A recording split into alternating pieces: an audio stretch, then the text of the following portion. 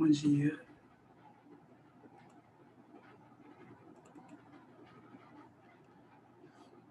No caderno de atividades, né? Parte da UERJ, na página 163.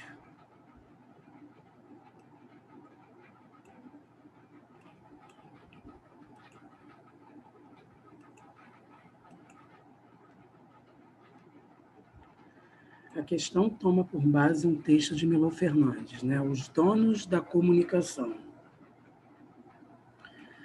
Os presidentes, os ditadores e os reis da Espanha que se cuidem, porque os donos da comunicação duram muito mais. Os ditadores abrem e fecham a imprensa, os presidentes xingam a TV e os reis da Espanha caçam o rádio. Mas quando a gente soma tudo, os donos da comunicação ainda estão por cima. Mandam na economia, mandam nos intelectuais, mandam nas moças fofinhas que querem aparecer nos shows dos horários nobres e mandam no society que morre se o nome não aparecer nas colunas. Todo mundo fala mal dos donos da comunicação, mas só de longe. E ninguém fala mal deles por escrito, porque quem fala mal deles por escrito nunca mais vê seu nome e sua cara nos veículos deles.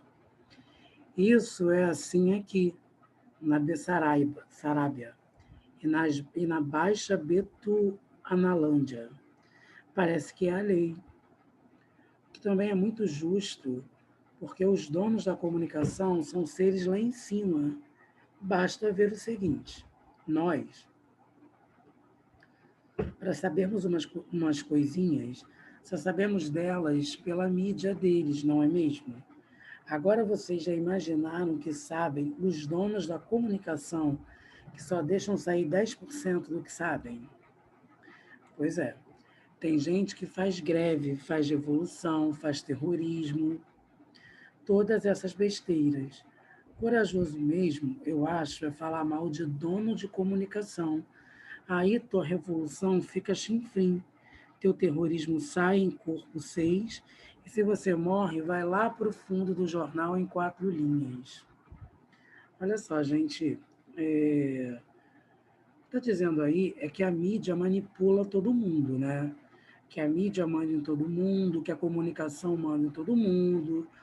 Vocês sabem, vocês percebem situações onde as pessoas deixam de se informar sobre coisas essenciais, importantes na vida, e as pessoas acabam acompanhando reality shows, né, por causa de alguma carência, de falta de opção, e começam a discutir comportamento de pessoas que elas nunca viram na vida, mas que acaba tendo, abre aspas, uma certa intimidade, fechem aspas, por estarem acompanhando atitudes e comportamento de algumas pessoas nesses reality shows.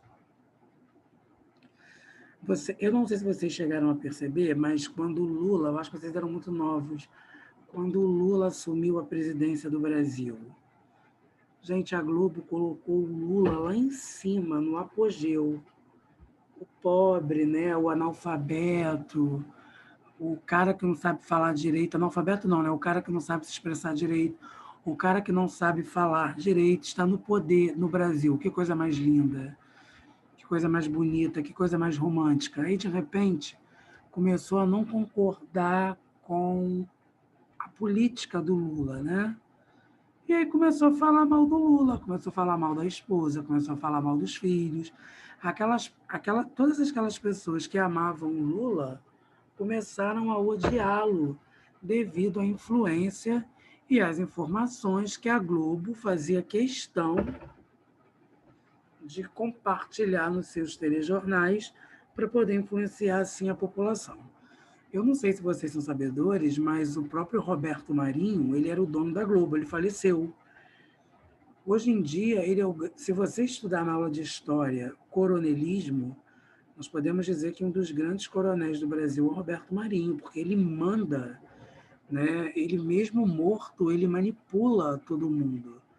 porque ele morreu, mas o legado dele continuou, né? De filhos, de parentes, que tem a mesma proposta e a mesma filosofia de manipulação.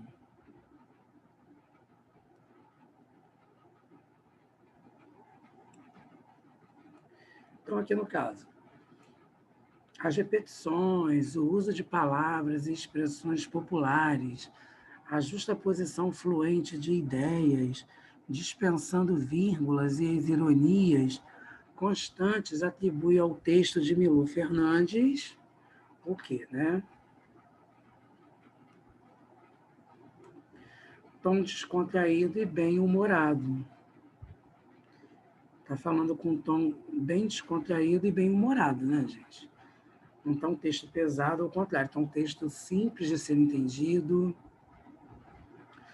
No livro Veneno Remédio, o Futebol e o Brasil, o músico, compositor e ensaísta José Miguel Vinisky afirma que o futebol se tornou uma espécie de língua geral, válida para todos, que põe em contato as populações de todos os continentes. Leia a seguir dois textos em que o autor explora essa analogia.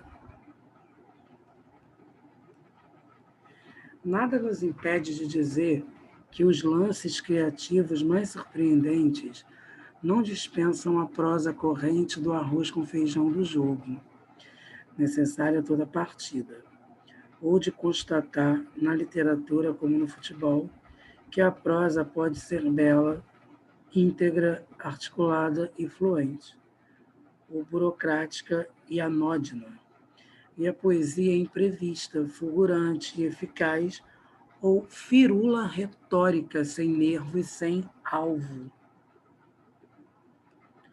O futebol é o esporte que comporta múltiplos registros, sintaxes diversas, estilos diferentes e opostos, gêneros narrativos, a ponto de parecer conter vários jogos dentro de um único jogo.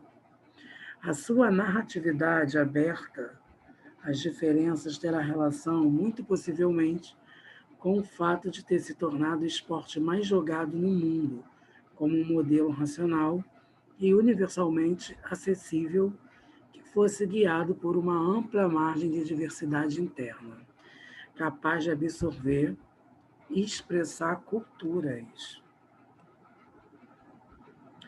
O autor vê o futebol como formas de prosa e de poesia, embora ambas as formas sejam consideradas necessárias. Cada uma tem um lado negativo, indique-o. Gente, tudo vai ter um lado positivo e tudo vai ter um lado negativo, lembram disso? Eu sempre falo isso, né? Tudo tem um lado positivo e tudo tem um lado negativo. Então, aqui no caso, tem um texto falando sobre futebol, né? Então, o que, que teria esse lado positivo e esse lado negativo? Ele está falando da prosa e da poesia, né?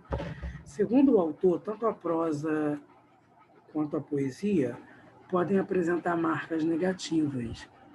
A primeira pode seguir automaticamente regras e procedimentos sem entusiasmo e criatividade. E a segunda, usar floreio de palavras com linguagem vazia de conteúdo que não desperte emoção. O que está dizendo aí?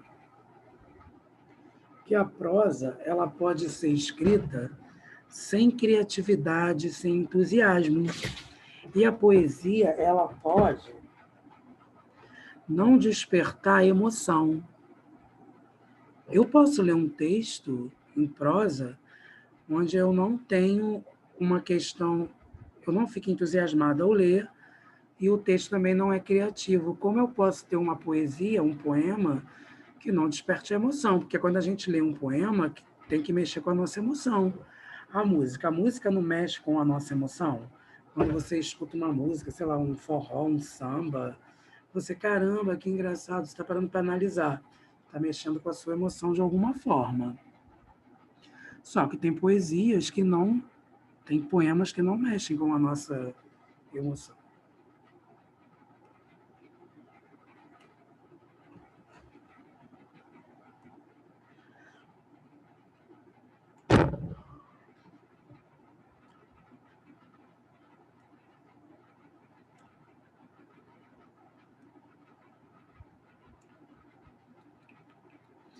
Vamos para a letra B, né, da próxima página.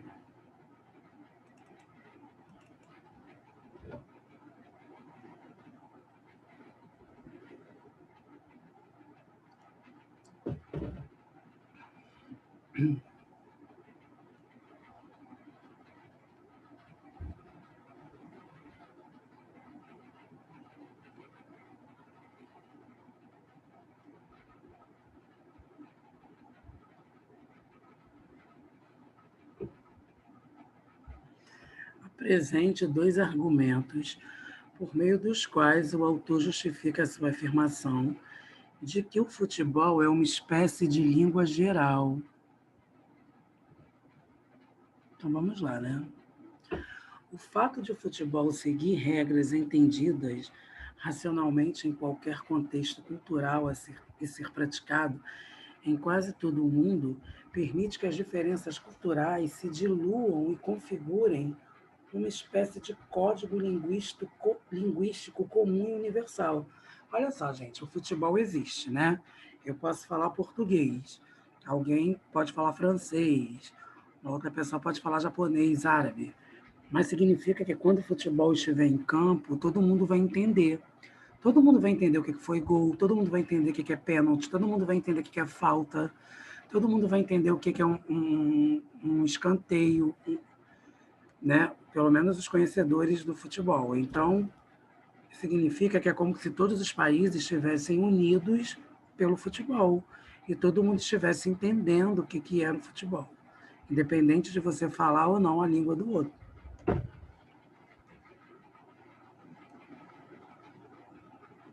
Terceira, o samba. O samba, à direita do terreiro, adumbra-se na escuridão um maciço de construções, ao qual às vezes recortam no azul do céu os têmulos vislumbres das labaredas fustigadas pelo vento. E aí o quartel, o quadrado da fazenda, nome que tem um grande pátio cercado de senzalas, às vezes com alpendrada corrida em volta, e um ou dois portões que o fecham como praça d'armas. Em torno da fogueira, já esbarrondada pelo chão, que ela cobriu de brasido e cinzas. Dançam os pretos o samba com um frenesi que toca o delírio. Não se descreve nem se imagina esse desesperado saracoteio, no qual todo o corpo estremece, pula, sacode, gira, bamboleia, como se quisesse desnudar-se. Tudo salta, até os criolinhos que esperneiam no cangote das mães ou se enrolam nas saias das raparigas. Os mais taludos viram cambalhotas e pincham a guisa de sapos em roda do terreiro. Um desses corta-jaca no espinhaço do pai, negro fornido que, não sabendo mais como desconjuntar-se, atirou consigo ao chão e começou de rabanar como um peixe em seco.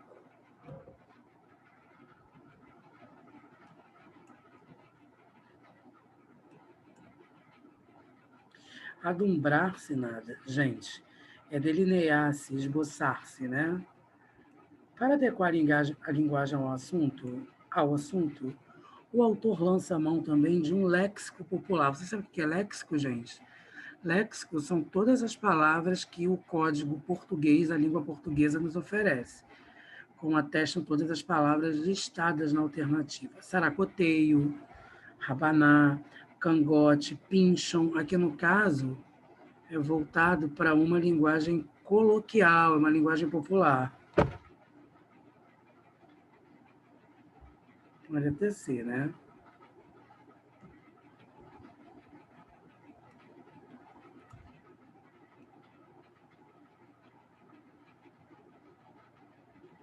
Quatro, leia o texto.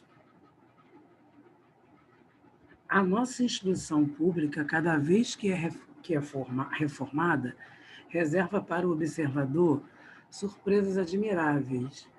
Não há 8 dias foi apresentado a um moço, aí dos seus 20 e poucos anos, bem posto em roupas, anéis, gravatas, bengalas, etc.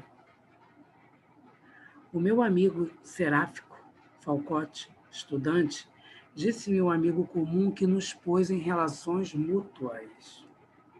O senhor Falcote logo nos convidou a tomar qualquer coisa e fomos os três a uma confeitaria. Ao sentar-se, assim falou o anfitrião: Cacheiro, traz aí qualquer coisa de beber e comer. Pensei de mim para mim. Esse moço foi criado na roça, por isso adquiriu esse modo feio de falar. Vieram as bebidas e ele disse ao nosso amigo: Não sabe como um guede? O veio tá aí. Nosso amigo comum respondeu: Deves então andar bem de dinheiros. Qual ele tá aí, nós não arranja nada. Quando escrevo, é aquela certeza, de boca não se cava. O velho olha, olha e dá o fora. Esse estudante era a coisa mais preciosa que tinha encontrado na minha vida. Como era ilustrado, como falava bem. Que magnífico deputado não iria dar? Um figurão para o partido da rapadura. O nosso amigo indagou dele em certo momento. Quando te formas? No ano que vem. Caí das nuvens, este homem já tinha passado tantos exames e falava daquela forma, e tinha tão firmes conhecimentos. O nosso amigo indagou ainda. Tens tido boas notas? Tudo. Espero tirar a medalha. Tendo em vista o conceito contemporâneo de variação linguística, que ensina a considerar de maneira equânime as diferentes formas do discurso, avalie a atitude do narrador em relação à personagem Falcote, expressa na seguinte frase: Esse moço foi criado na roça, por isso adquiriu esse modo feio de falar. Então, olha só, gente. O narrador personagem, provavelmente nativo e morador dos centros urbanos, identificou na fala da personagem Falcote indícios da variante rural da língua, ou seja, um falava o português da cidade e o outro falava o português do campo. E o que aconteceu? A personagem que falava o português da cidade se sentiu incomodado com o português do campo e, assim, agiu com preconceito linguístico a personagem do campo, né? Ele julgou feia, porque considera o falar urbano a norma mais próxima da culta e de maior prestígio social. Todo mundo sabe que nós não devemos julgar o outro pela forma que ele fala, porque nós temos que entender que as pessoas não tiveram oportunidade de estudar, que as pessoas têm algum déficit de intelectualidade e que o que tem que acontecer é o estabelecimento da comunicação. Caso o estabelecimento da comunicação ocorreu, não se tem o que falar. Existem registros da língua portuguesa que você tem que usar um registro formal, onde você tem que usar todas as regras que nós estudamos nas aulas de gramática. Porém, você não fala com o seu colega, ou com a sua família, ou com qualquer outra pessoa que você tem intimidade, você não vai usar um registro formal, e sim o coloquial, que é sinônimo de informal, como nós já falamos nas nossas aulas, né? Então, vocês vejam, gente, que isso é uma questão da UERJ.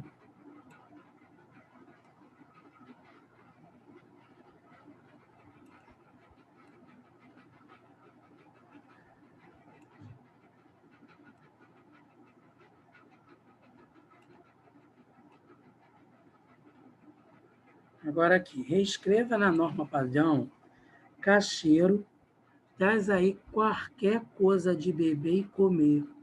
Como é que ficaria, gente? Caixeiro, na norma culta, né? Vírgula, traga, vírgula, por favor, vírgula, alguma coisa para comermos e bebermos. Transcreva um trecho da crônica em que se manifesta a atitude irônica do narrador. Onde que o narrador está debochando desta personagem que está usando um português mais do campo, né? A atitude irônica do narrador pode ser observada em: esse estudante era a coisa mais preciosa que tinha encontrado na minha vida. Como era ilustrado, quer dizer, como era ilustre, né? Como falava bem, que magnífico deputado não iria dar um figurão para o partido da rapadura. Olha, debochando, gente. partiu da rapadura, né?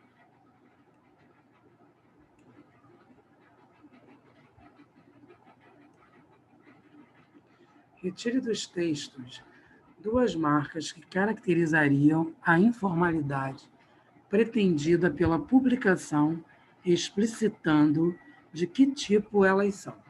Se elas são sintáticas, morfológicas, fonológicas ou lexicais. Lexicais é de vocabulário, né? Como eu falei para vocês. Então, ó, o texto apresenta diversas marcas de informalidade, principalmente fonológicas, como tá, que o tá no caso é o está, e pra, que seria o para. E lexicais, como galera, aí já é vocabulário, né? No caso seria um grupo de pessoas. Pendurar, chuteira, que é aposentar-se, vovozada, que já são as pessoas mais idosas, né? Grana, que é dinheiro, e trampado, que é trabalhado. Até hoje as pessoas usam muito isso, né, gente? Eu vou pro trampo, né? Vocês já viram isso? Tem gente que usa o trampar como verbo. Estou trampando, estou no trampo, eu já trampei, vou trampar. Já viram isso? Já perceberam isso? As pessoas usam a palavra trabalhar, né, no trampo, eu vou trampar. Transforma em um verbo.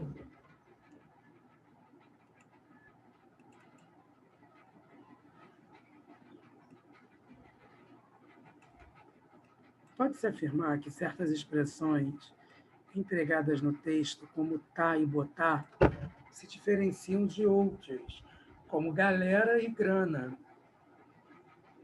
Quanto ao modo como funcionam na sociedade brasileira, explique que diferença é essa, gente. Então, olha só.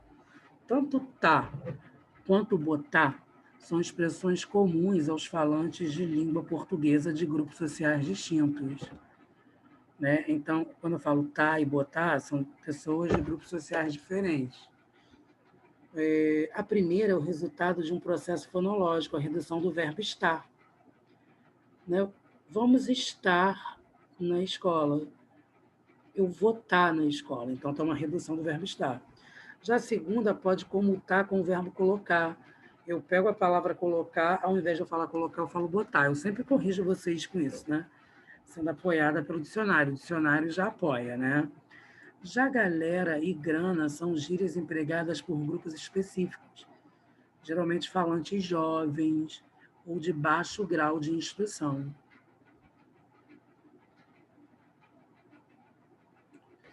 Diferentes registros formam a comunicação 2, né?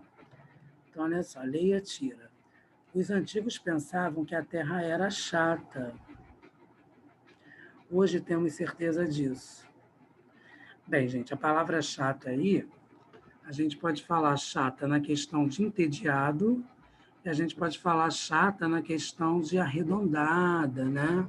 Uma questão esférica. Levando em consideração a intenção do humor na tira, os sentidos previstos para adjetivo chata são plana e enfadonha, né?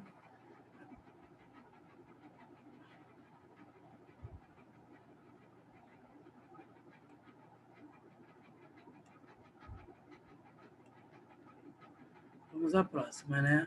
O que aconteceu com o marido esbelto, bonito e espirituoso com o qual casei há 20 anos? Então, H não é o seu primeiro marido? Olha aí, vocês entenderam? Ela está se referindo a quê? Que o homem mudou, né? Que o homem se transformou, só que o outro não entendeu. Está achando que ela teve um outro marido, que não era aquele que está aparecendo para eles, a questão do corpo, né? Na questão do físico. A graça da tira decorre do não entendimento de um discurso ambíguo bastante comum, no qual se dirige à própria pessoa, questionando-a como se fosse uma outra.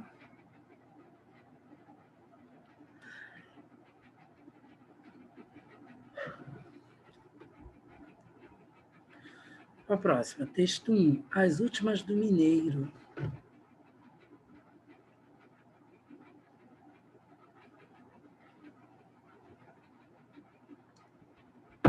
Talvez, porque numa das vezes em que alguém bateu com a língua nos dentes, um pescoço foi parar na forca.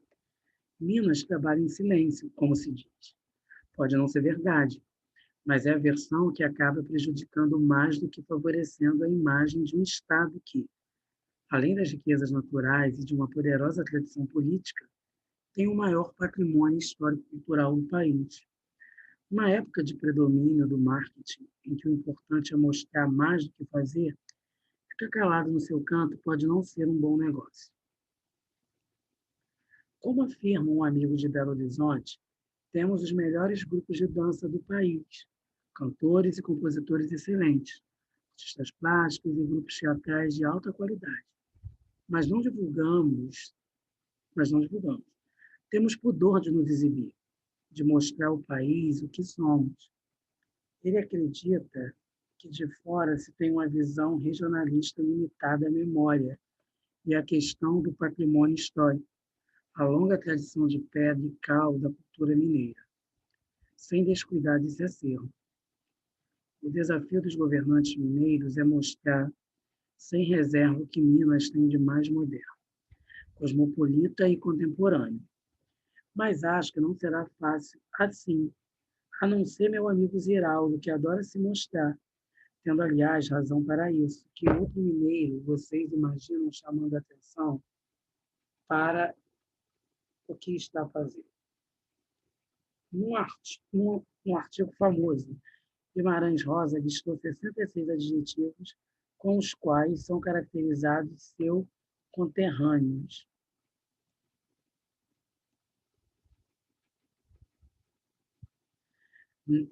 Eles vão de acanhado, afável, desconfiado, até sonso, sóbrio, taciturno, tímido, passando por precavido, pão duro, perspicaz, quieto, irônico, meditativo.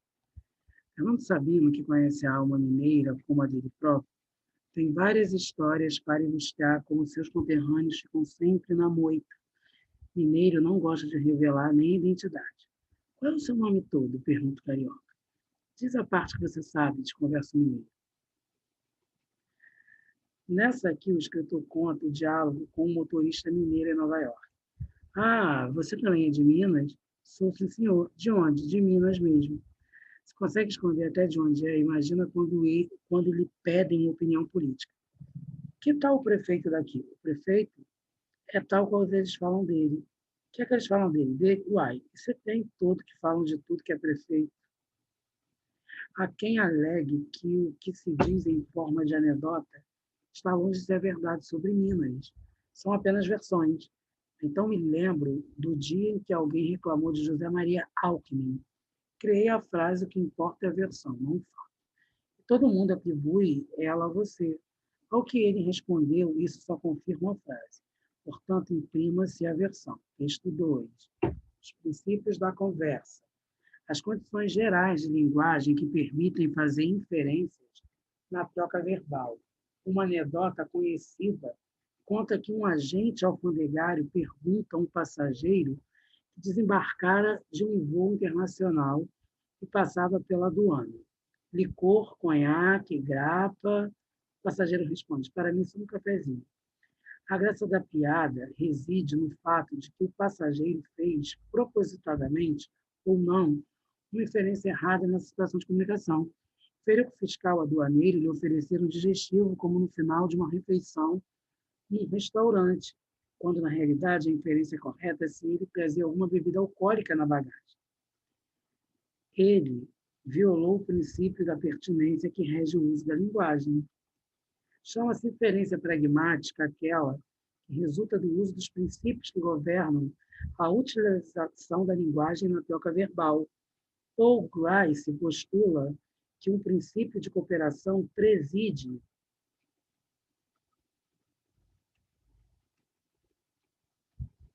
a comunicação. Ele enuncia-se. Sua contribuição à comunicação deve, no momento em que ocorre, estar de acordo com o objetivo e a direção em que você está engajado. Categorias. Esse princípio é explicitado por 4 categorias gerais: a da quantidade das informações dadas, a de sua verdade, a de sua pertinência, da maneira como são formuladas, que constituem as máximas conversacionais. Não são regras. Pode-se infringir uma máxima para não transgredir outra, cujo respeito é considerado mais importante.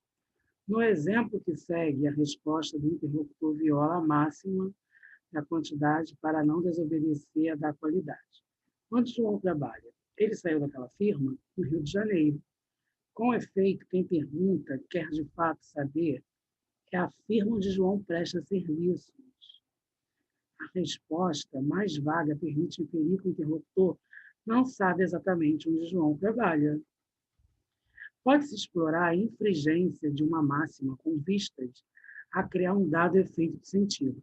Por exemplo, a ironia é a exploração de uma transgressão da máxima da qualidade.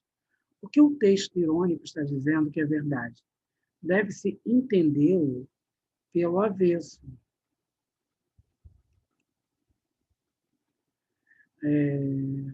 No exemplo que segue, modesto quer dizer oposto. Tem uma voz conhecida, então, não é qualquer narrador, é o Falabella contando a história, diz o modesto autor locutor. Máximas conversacionais. Máxima da quantidade. A. Que sua contribuição contenha o tanto de informação exigida. B. Que sua contribuição não contenha mais informação do que é exigido. Máximas da qualidade, da verdade. Que sua contribuição seja verídica. B. Não diga o que pensa que é falso. C. Não afirme coisas de que não tem provas.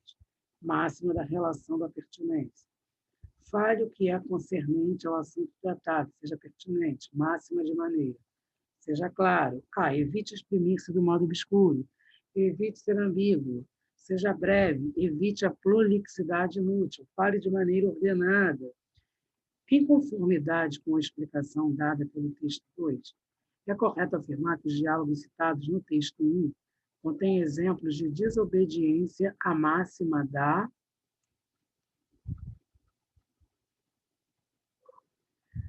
Então, olha só, da quantidade, uma vez que o mineiro, ao dar respostas, não fornece detalhes suficientes que satisfaçam as perguntas.